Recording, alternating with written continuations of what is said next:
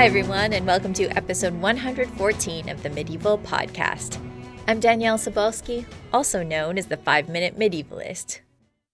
I found that often when people in general think or talk about the people east of the Holy Land in the Middle Ages, there's one word that comes up right away: horde. Images abound of an unruly swarm of quote-unquote barbarians sweeping across quote-unquote civilization and murdering everyone in their path. This, like so many common ideas about the medieval world, is a simplistic and a skewed view of the Mongol people and of the horde itself. So I think it's about time we started to see them as they really were. This week, I spoke with the brilliant Dr. Marie Favereau about the Mongols, and specifically the Golden Horde. Marie is an associate professor of history at Paris-Nanterre University and the author of La Horde d'Or et le Sultanat Mamelouk, as well as a graphic novel called simply Genghis Khan. Marie's new book is called The Horde: How the Mongols Changed the World, and it is just a wonderful, readable book for both people who are already familiar with medieval history and those who are just at the beginning of their journey, especially when it comes to Mongol history. So, without further ado, let's jump right into learning about the Mongols, who they were, how their empire worked, and how they changed the world. Well, thank you for joining me, Marie. I'm so happy to see you. I love the book, and I'm so happy to have you here to talk about the Mongols and the Horde. Thanks for coming. Thank you, Danielle. Thank you for having me. I'm very excited to be here with you, and I'll try to share everything. Yeah, there is a lot to share. It's like I said, it's a great book and it's very detailed. And we're only going to get into some of that today. But let's start at the beginning. When people talk about the Middle Ages and they talk about the Mongols, who are they talking about? Well, they are talking about a number of tribes, or let's say nomadic peoples, living in the early 13th century, end of the 12th century in East Asia, in the steppe, and also in the forest belt, Siberian forest belt in East Asia. And we see at the end of the 12th century, early 13th century, the name Mongol appear more in the sources, and those tribes start to be more active, or we see more of their action in the sources.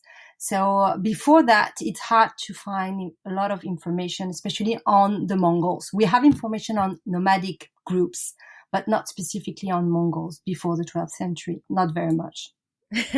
Is this a name that they gave themselves, or is this a name that was given to them by outsiders? They use this name for themselves. They use also other names. It's more complicated when you get into it, but still Mongol is like a political name. The name they give, it's more like a political name. And they can use other names, but Mongol remains very important. They use others like Tatars, maybe you've heard of it, but Mongol will remain until late, even until the 15th, 16th centuries in certain parts of Central Asia, a key political term, and they are proud of it. And they want to be called Mongols. Okay, good. I wanted to establish that just for my own sake, because I feel like it's very important to call people by the names that they call themselves. I agree, absolutely, yes. Thank you for that. And so your book is called The Horde, and that is a name that also was used by these people. So who are the Horde specifically? And when we talk about the Mongols? So it's really the way we call the western part of the Mongol Empire. So the Mongol Empire reached really the Black Sea and almost the Mediterranean Sea. So let's say Eastern Europe, up to Eastern Europe. And there's a part that covered, let's say, Russia today, what is Russia today, and a big part of Kazakhstan too, a part of the Caucasus and a part of Eastern Europe. So all this large, extremely large area was called Golden Horde or just Horde. And I prefer to use Horde. So it's still the Mongol Empire, but the western part of it. So my book is not focused on China, for instance, or really on the eastern part of the Mongol Empire, but on the western part. That's why it's called the Horde instead of the Yuan Mongols or even the Mongol Empire. Yes, because the empire, as you say, took up pretty much all of Asia. Absolutely. Yes, it's huge. Yes.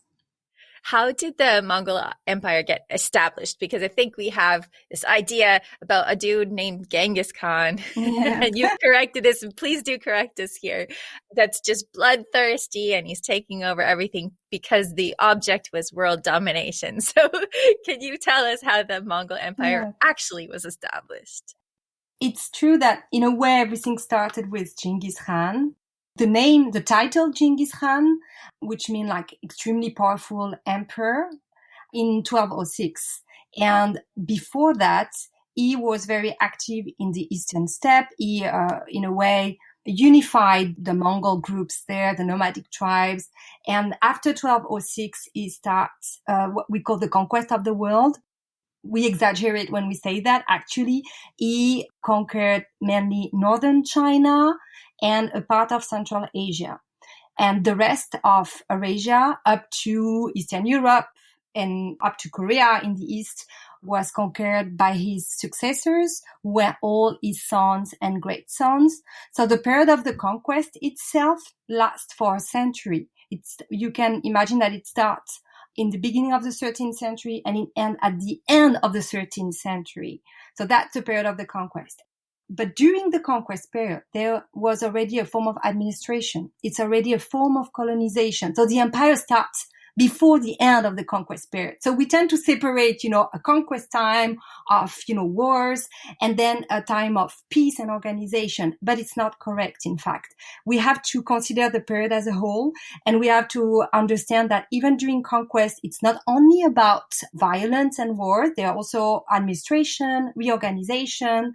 And during the time after the conquest, like in the 14th century, we have also important moment of violence, so it's not really peace, but still there are also constructions, forms of religious toleration, and I can talk about that later. So let's think about this period as almost 2 centuries, a century and a half. And in the case of the Horde, so in the western part, we can go up to the 15th century. That's what I show in the book too. Absolutely. So I do want to emphasize that we shouldn't call this man Genghis Khan. We should call him Chinggis Khan, right? Yes. And so he established his lineage. So what was the importance of his lineage when we're talking about that legacy, that administration, that change in the Horde and the Mongol Empire as time goes on? What was the impact of that bloodline? Well, extremely important. Thank you for this question, because it's a key thing. So this lineage was called what's still called in a way the Golden Lineage, and it's the imperial lineage, and it's the only lineage that could provide rulers. We call them Khan or Great Khan. So the male lineage is key in the organization of the empire, and that's something that will remain to the end. If there can be several candidates to the throne, but they have all to be direct male descendant of Genghis Khan. And that's something also that was new, because probably Genghis Khan's lineage was one of the important lineage among the nomads before the 13th century. But after he died in 1227, it was the lineage. There were other lineage, but they were not as important as Genghis Khan's lineage. Yes. And when they took over, they had a lot of strategies for making sure that other factions and other families didn't try and rebel against them. So what were some of the ways that you talk about this a lot in the book as being important. They didn't just conquer, they didn't just slaughter, they assimilated. So how did that work when they conquered people? Absolutely, yeah. So the idea of my book is really to focus on the Mongol regime. I wanted to show that it was a very interesting and complex regime, very supple in many ways, with some rigid aspects. So the rigid aspect is, for example, the fact that there's just this lineage. There's just one lineage. You cannot, if you want to have a ruler, it has to be from this lineage. So that's a rigid aspect. But then the state is open for the administration, the staff, the merchants. It's very ethnically and religiously open. So they would hire people from everywhere among their direct subject, among the sedentary people, but it can be also among neighbors. So they would hire Italian people. The most famous perhaps is Marco Polo, who was hired, in fact, not really as a merchant, but more as a messenger. in China by Kubilai and by the Great Khan. So the idea was really to open certain part of the administration, certain part of the highest level of the societies to everybody, or to, let's say, skilled people, skilled craftsmen, wealthy religious men from everywhere, but at the same time to forbid them to enter, for instance, the ruling lineage. So they play on both in an amazing way. Something even I discovered when I worked on this. I didn't expect that because I don't think that it was really searched before. So it's the idea of this regime. It's really absorption, being supple, and at the same time, being really extremely rigid on certain aspects. Yes. I do have one more question about the lineage before I move on. And that is, so a lot of the Khans had multiple wives. So when we're talking about lineage, does it have to be directly from one marriage, or is it from all of them? Well, it's a very, very important question, actually. Mostly, well, there are several wives, but one is the primary wife or the chief wife, and only the children by this primary wife were allowed to be candidate for the throne and to be successors. But in certain cases, important secondary wives were able also to provide influential princes and even, strong candidates for the throne. So let's say that the women played extremely important role in the Mongol Empire, a political role. They have a lot of weight in many ways. They have their own wealth, and they also try to push their sons, of course, and their daughters as well. The princesses are also important. But yet there's this notion of primary wife or chief wife that would remain up to the end. That also something that you have to take into account. And I really worked on that in the book as well. Mm-hmm. It's important to find the place of women in history always. Yeah. Have assumptions about what their place is, and they're not always right. Now that brings me to this one. It's funny at a distance. It wouldn't have been funny at the time, that instance where the Mongols tried to make peace with the Mamluks through marriage. And it really ended up being a disaster because they both didn't understand what the terms were. So can you tell us a bit about that incident? Because I thought it was funny with hindsight, with distance. Yeah, it's absolutely. So it's interesting to see that. So as you know, during the Middle Ages, it was kind of normal thing to provide princesses for diplomatic reasons. It's very common for the Byzantines, for instance. But the Mongols are a bit different. The Mongols, they don't send their daughters far away. They don't like that. They could marry foreign princesses, but they don't like to send their daughters far away. They usually prefer to marry their daughters to subject people, like important subject kings. For instance, Russian princes were married to Mongol princes. But at some point, the Mamluk, so the Sultan of Egypt and Syria, who were a strong ally of the Mongol in the west, or of the Horde, asked for a Mongol bride. And that was something new. Before they had exchanges, they were allied, and they would exchange also scholars, craftsmen, but not women. So in the Horde, they were really puzzled, and it took them a lot of time to agree, in fact, because they were afraid of, the situation. They were wondering how she would be, welcomed and everything. So at the end, they agree, but they ask a lot of money in exchange, which means that they valued a lot their princess, the Mongol princess. And the Mamluks were shocked because they thought that it was really a lot of money, and they were forced. So the Mamluk ambassadors was forced to borrow money from the Khan's merchant, from the Mongol merchants, to pay for the bride price, actually. Then she was sent to Egypt, and there, soon after, we don't know if she didn't get along with the Sultan or if he had other wives. So we don't know exactly what happened, but then she divorced. But she stayed in Egypt, and she was remarried to a local emir, and she had a good situation probably there. But the Mongol ruler was extremely unhappy because he heard that she was not queen anymore, or she was not married with the sultan anymore. And he complained. And at that point, the Mamluk sultan said, no, well, she disappeared, she died, and we don't know where she is. And he lied completely in the face of the Mongol, who was even more unhappy. And so it was a big diplomatic failure, in fact, at the end.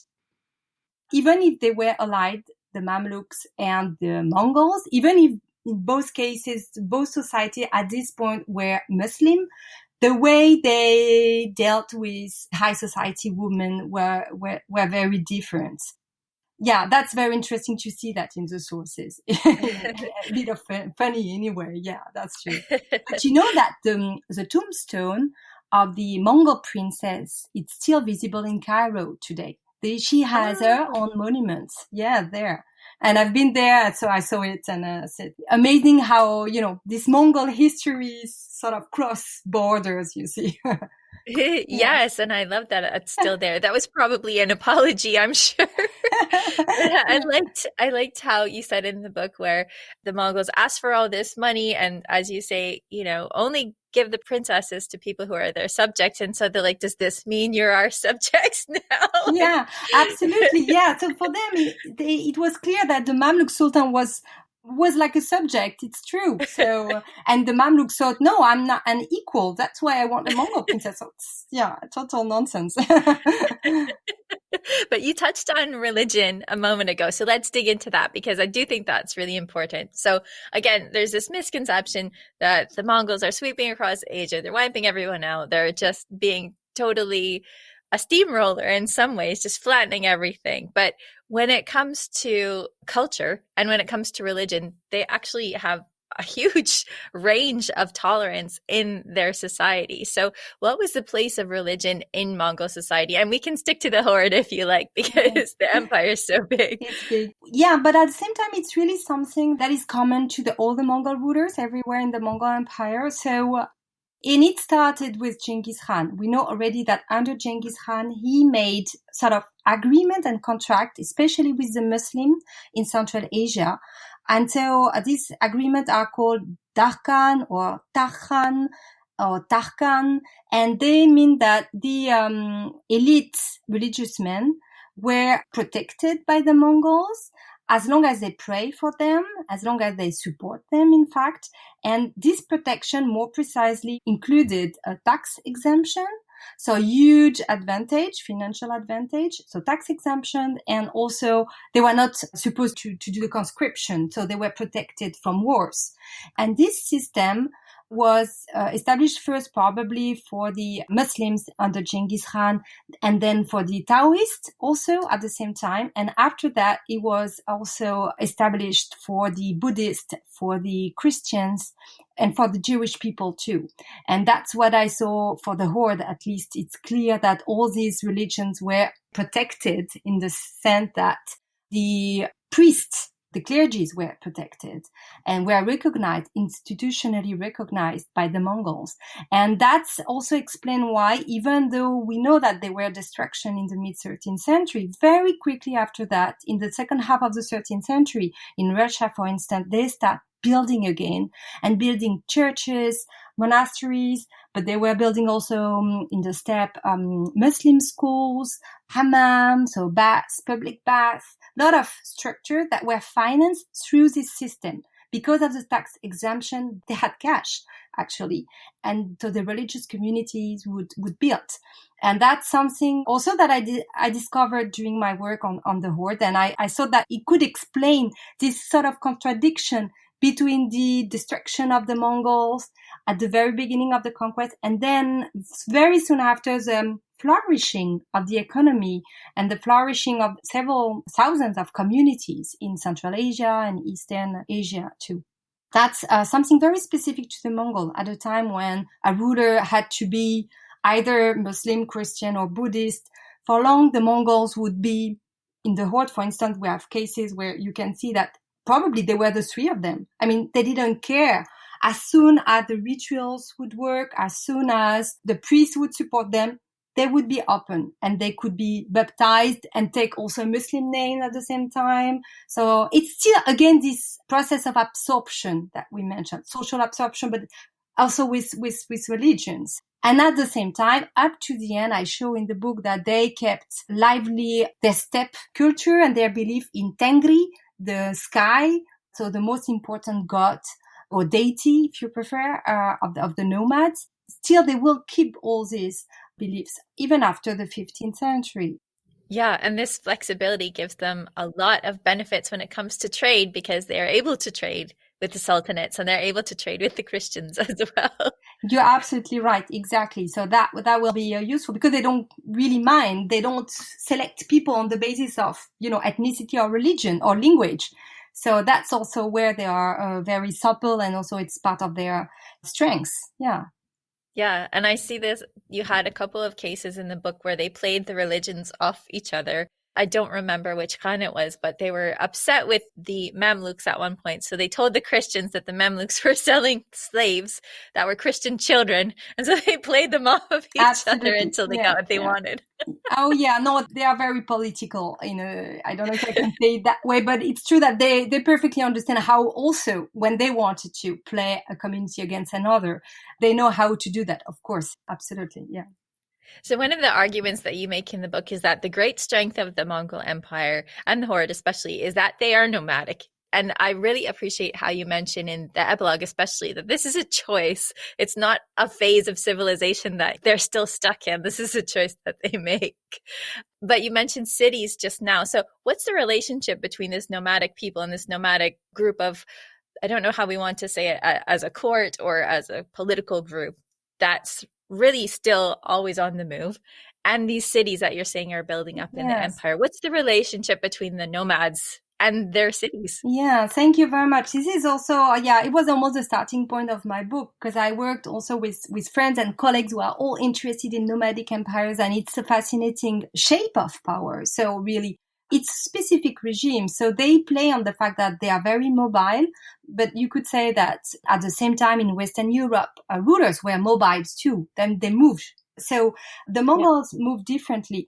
They have a predictable way of moving, and they move along big rivers. That's also something I wanted to show in the book, to show that there's this seasonality of movement and there's predictable movement. So a nomad would know where to find the courts, the mobile courts, but probably a sedentary person would be puzzled and maybe would have trouble to find them.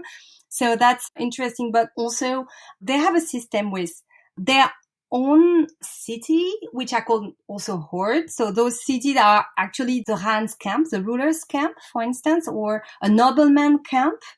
And it's huge. There are also households. So it's full of women and children. There are craftsmen who were in the horde. So these are mobile cities, and they moved along the rivers. So they go also south during winter time, and they go north during summertime. And next to that, they also have, either they were cities before, even in the steppe, or they built or financed building normal cities, like regular cities.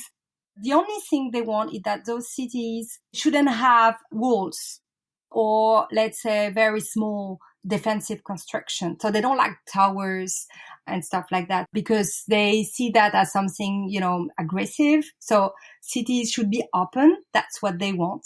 But then after that, they would really put a lot of money and effort into cities. And that's also something perhaps some people know, but most of the people think that nomads are against cities. And it's really interesting to see how, in fact, they were not against cities. They were not against agriculture neither.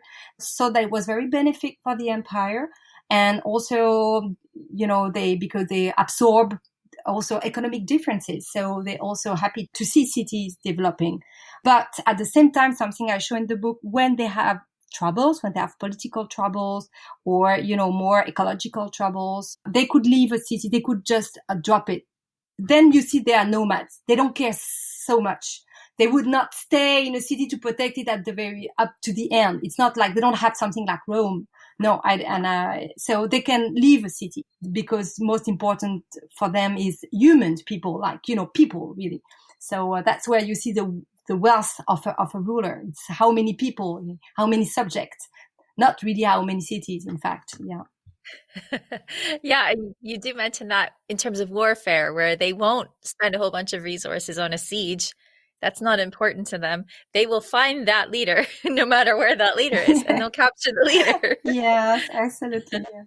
One of the things that I hadn't even thought of before looking at the book is you have a nomadic people. They have their own spiritual beliefs about who the land belongs to, but we also have people that are conquered people. They're sedentary people. They have their own traditions about who owns the land. So how did they figure out how to distribute land? How did they do that when it came to laws? Well, that's a very important question. And that's also a difficult topic to work on. But I tried really to analyze at least one or two cases in connection with the Russian principalities. So the Russian sedentary way of, owning the land, and the Mongol way. So they don't see the landscape the same way, for sure. But at the same time, they were really able to sit at the table in a way and discuss and find a common ground. I think that they understood that they perceived lands differently, especially for the Mongols owning like rivers or, water. It makes absolutely no sense. So they had, really like issues about that. But the Mongols at the same time had a very strong written culture. They are even themselves issuing written contract even for ownership, and they would with the Russian try to find a common language in a way to set up properties. Still they understand properties differently, but they understand the idea of having a territory, for instance. What you see actually is really negotiations, and that's something I wanted to show in the book because it's really runs through several centuries, and I wanted to see how this system was created and developed, and how all those negotiations at the end made this system so rich and interesting. And in the Horde, it's kind of different, I think, in the East, but in the Horde, the negotiation was rather, I would say, peaceful, even with the Russian. There were also moments of a lot of tension, but yet, if you consider all the differences, cultural differences, different languages, different religion, at the level of human history, it's a peaceful period. It's a peaceful period, yes, between very different peoples. Yes, it always depends on who you ask. When you zoom out, it is a period where things were working, it seems. Exactly, yeah. So I think in that sense, it's kind of fascinating. A lot of negotiation and also face-to-face negotiations. They have meetings. They have regular meetings. They ask the Russian to come to the Khan's court. So they know themselves at the end. In the 14th century, clearly, they are not strangers. Yeah, I like that. You mentioned it in the book as well, where the Khans say, we don't go to you. You come to us. Yes. It doesn't matter where we are. If you need something, you come and see us. Exactly. Yeah. You can tell where the power is.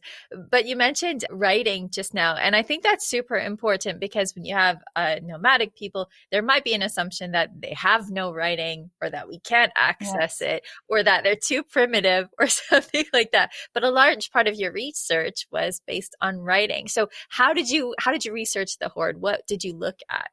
Well, absolutely. So first I looked at the written sources because I'm a historian, and also because this is something it's so rich with the Mongol. They produced written documents already under Genghis Khan. So Genghis Khan himself decided that the Mongols should be written.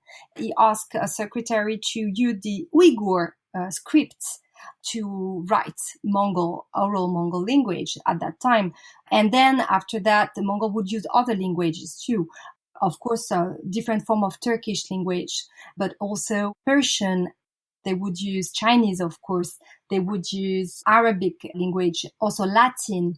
And also there were some translation into Italian and, other languages. So it's really an empire in that sense. And that's one of the definition of empires, is multiple ways of governing. For the Horde, my point was first using the chancellery documents.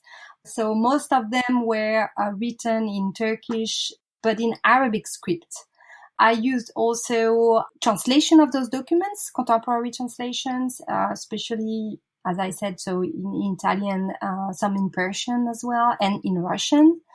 I used then a lot of coins. There were plenty of coins that were preserved from the Mongol period. And they have all those they are funny because they are all different, and you have all those inscriptions. And so I wanted to use the coins not only for the economic system, but also to show their belief system or the way they express sovereignty and power. So coins were also very important. I also try to use as much as I can material culture. So burials, objects, monuments, of course. So I had to travel there, so mainly to Russia and Central Asia, to see the places. So that it was very important to see the landscape, to see the rivers.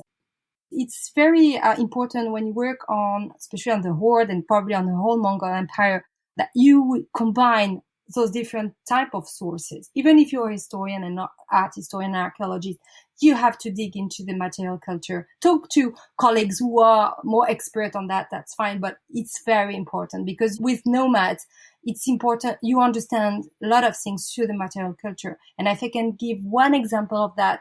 So in the Horde, several rulers converted to Islam very publicly, and also very early in the 13th century. So there was this idea that the Horde was a kind of Muslim state within the Mongol Empire. And with material culture and, burial excavations, you realize that the Islamic part of this culture is not so important. It's not the only one, for sure. There are a lot of Christian objects. There are also Jewish monuments. And they were also like polytheists, shamanist objects. And so it's not only about Islamic culture, or it's Islamic culture with a mix of a lot of other things. So this is something you perceive very clearly with the object and not so clearly through the documents and through the coins, because on the coins you have a lot of Islamic inscriptions. So it's kind of hard in a way because all those documents, they contradict each other sometimes. It's funny, but at the same time, it's very exciting. You've made such good points here because written sources are super important, of course, but they're written for a certain audience. They're written with an agenda in mind. And while that's also true of the material culture, you need to have both of these things to try and see where the balance is. Exactly. Because people are trying to sell you on one story or another at the time. And so you have to figure out what the whole picture is. And as you've said here and in the book as well, when their cities are not built to last, then you don't have the cities to read. So you have to look at burials and coins and things like that. Thank you. That's absolutely true. I completely agree. I mean, my students are sometimes surprised because they think that medievalists would work only in the archives. And I say, no, you also have some time to go and see the landscape and travel far away, depend on, on your topic. But if you work on the Mongol Empire, you have to go to certain areas and see the places, see the burials, see the mountains, see the rivers. That's also part, actually, of your sources. Mm-hmm. Especially when you're dealing with nomads, I think, as you say, where we might have a mental picture of them just going across plains on horses. But as you say, they're river people as well. And you need to have an understanding of what it would have been like to travel that much and with that big of a group. Hard to imagine these days, I think. Yeah, of course. I agree. You have to try to forget, but in certain areas, in the steppe, it's easy because there are not so many cars and, there are mosquitoes sometimes everywhere in spring and you just close your eyes and you know where you are and you what they might have felt. I don't know. It's funny. Yeah. Mosquitoes have a way of bringing you back several hundred years. Yeah. And then you understand why they move, you see, because why they're always trying to outrun the mosquito. Yeah, I totally get that. I've been there. You've mentioned Russia a few times, and Russia has a big part to play in this, although they don't always like to acknowledge that in their history from what you've said. I don't know a lot about Russian history, but you said that they kind of downplay that. But at the time, when the Russians are establishing themselves, especially after we're talking 15th century, I think you're saying, they are leaning on the Mongols for their legitimacy. They're leaning on the Horde for their legitimacy. And that's really also based, you can see this also in their language when they choose Tsar as their word for the person in charge. So can you tell us a little bit about how Russia developed out of this relationship with the Horde? just briefly. Of course. Well, yes, I think that we always use the term Russia, even for the Middle Age, too, sometimes because it's easier, and I do it sometimes. But there were several principalities, and it was really fragmented. During the Mongol period, these principalities were integrated into the empire, and they were forced to unify more than before because they had to levy taxes for the Mongols, and they had to agree among themselves on this process. So in a way, the Mongol forced the Russians to unify administratively. So it's not a total unification at all, but still, for the Mongol, they were one group. So that's one thing. The other thing is, especially on the Volga, they had connection with the Muslim world before the Mongols. It's only during the Mongol period that the Russian really developed economically and became really part of the big Eurasian game.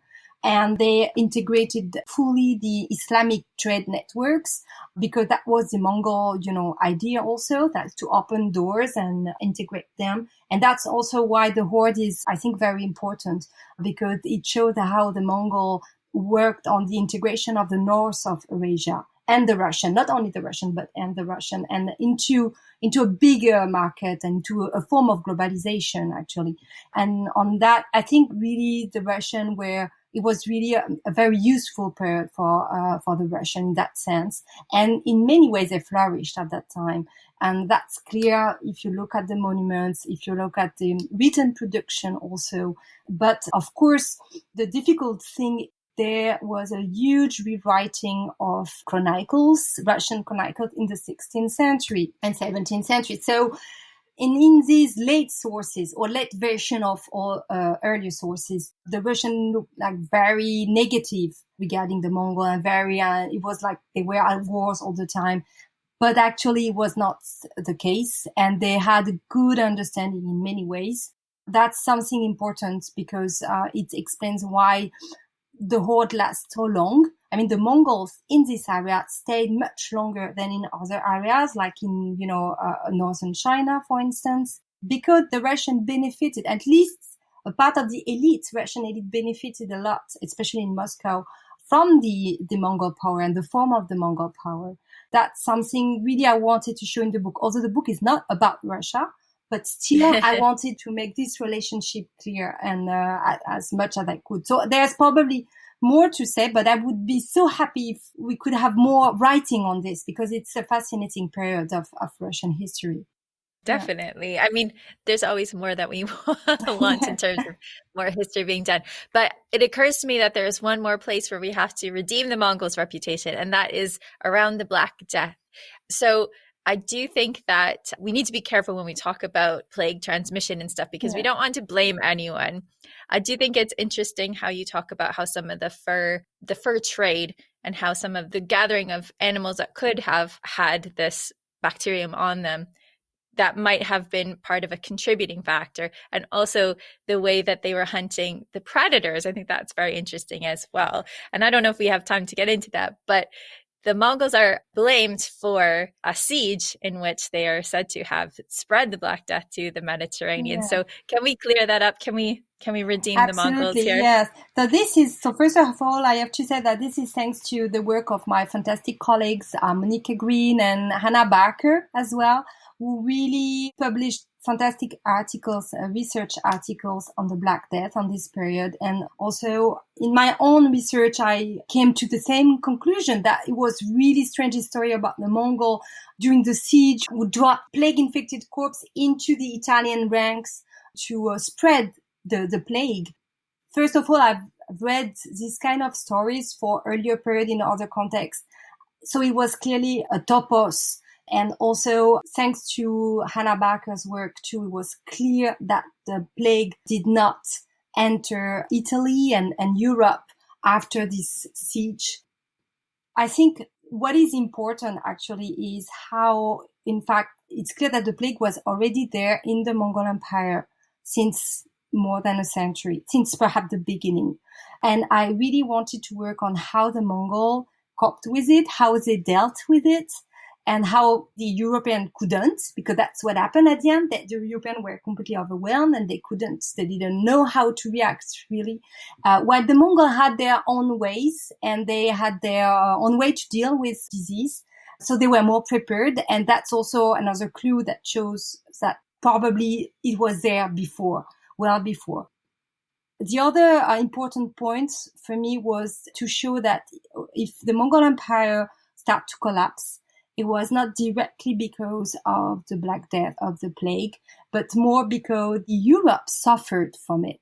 And because Europe was one of the important partners, one of the main partners of the Mongols, then the Mongols had trouble to sort of adapt themselves to the new situation with this weak neighbor suddenly. I really wanted to work on that period also because it resonates today. And then I saw that it was interesting to see how the Mongols decided rather to live with it than to fight, because at that time, how you didn't even know where it was coming from and everything. So, yeah. But I think that we're going to have even more studies on this plague pandemic of the 13th, 14th century. And then we're going to have even more, I hope, information through archaeology on how the Mongols react to it and where it was developed in the empire, the ways it spread. But it's still, we have to be extremely careful on that point. And I think Monica Green made it very clear that the ways it spread, it's a big question and it's not as simple as it looked like at first sight.